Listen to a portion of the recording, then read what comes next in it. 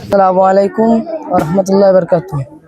আমাদের এখানে একটা বাঁশের চাকু ছিল, একটা বাঁশ ছিল। আমরা এখানে পারাপারের সময় ভয় পাইতাম বা পড়ে যাইতাম। এখন আমাদের কাপড় চোপড় ভিজে যেত। এখন আমাদের এখানে ব্যারিস্টার কাইসার সাহেব আঙ্কেল আমাদেরকে এখানে ব্রিজ বানিয়ে দিয়েছে। এখন আমাদের এখানে পারাপার হতে আমাদের অনেক সুবিধা হয়। তাই ব্যারিস্টার কাইসার কামাল সাহেব আঙ্কেলকে আমরা ধন্যবাদ জানাচ্ছি।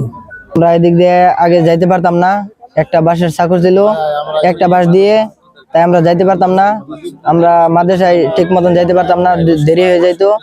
আর এখন আমাদেরকে ব্যারিস্টার কাইসার কামাল আমাদেরকে একটা ব্রিজ, বাঁশের চাকু বানিয়ে দিয়েছে ব্রিজ, আমরা এটা যাইতে পারি। তাই তারে আমরা ধন্যবাদ জানাচ্ছি।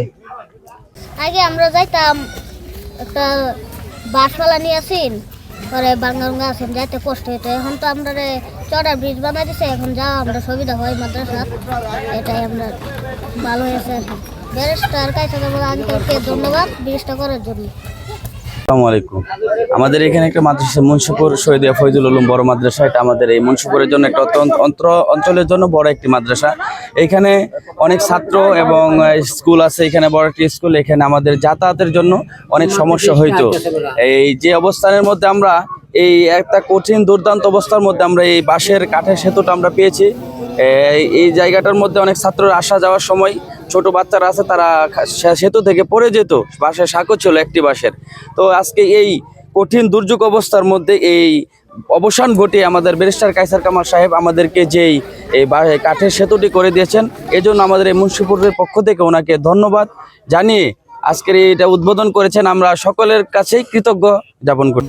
মুন্সিপুর 3 নং ওয়ার্ডে মাদ্রাসা পাড়া আগে একটি বাঁশের সাঁকো ছিল। আমাদের মুরব্বীরা অনেক পার হইতে কষ্ট হইতো, বা মসজিদে যাইতে অনেক কষ্ট হইতো।